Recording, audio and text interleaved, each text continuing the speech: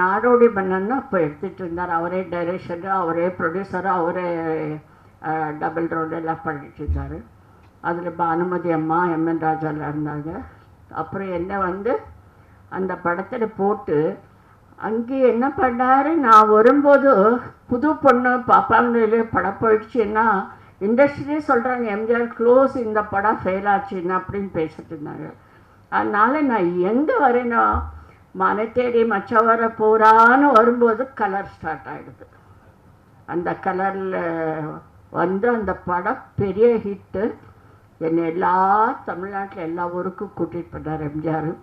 அதுக்கப்புறம் நிறைய படங்கள் உங்களுக்கு தெரிஞ்ச ஸ்டோரி தான். அதுக்கப்புறம் நாடோடி மன்னன் அப்போ எடுத்துகிட்டு இருந்தார். அவரே டைரக்ஷரு, அவரே ப்ரொடியூசரு, அவரே டபுள் ரோடு எல்லாம் பண்ணிட்டு இருந்தார்.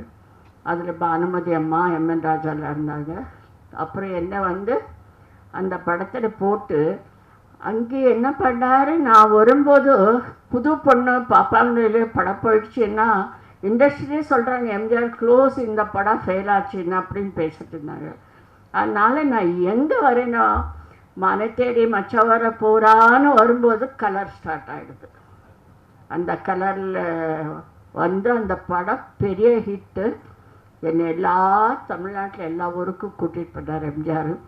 அதுக்கப்புறம் நிறைய படங்கள் உங்களுக்கு தெரிஞ்ச ஸ்டோரி தான். அதுக்கப்புறம் ட்ரெண்டை ஃப்ரெண்ட் ஆக்கிக்கோங்க. தந்தி டிவியின் சப்ஸ்கிரைபர்ஸ் அண்ட் ஃபாலோவர்ஸ் குடும்பத்தில் நீங்களும் இணையுங்க.